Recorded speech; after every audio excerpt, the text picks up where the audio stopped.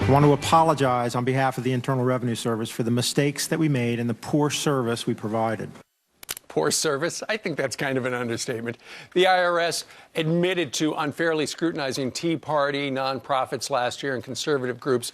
But is history about to repeat itself? The agency is proposing new guidelines that may once again unfairly discriminate against conservative groups. Joining us right now is Matt Kibbe. He's the president and CEO of the conservative nonprofit group FreedomWorks. Matt, good morning to you.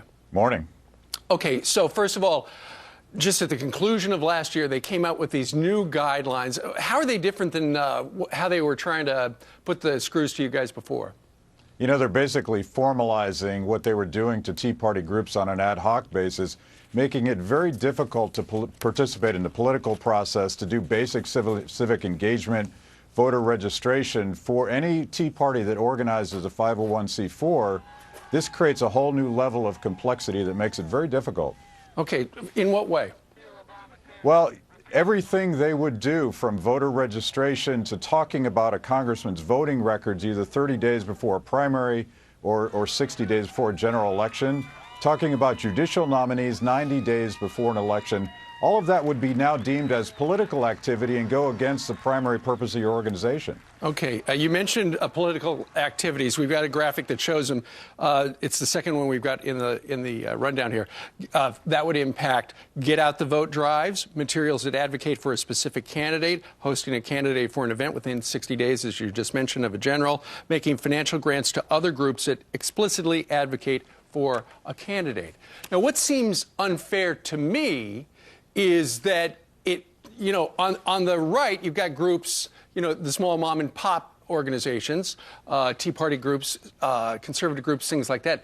On the left, you've got union groups, which are completely not covered by any of this stuff.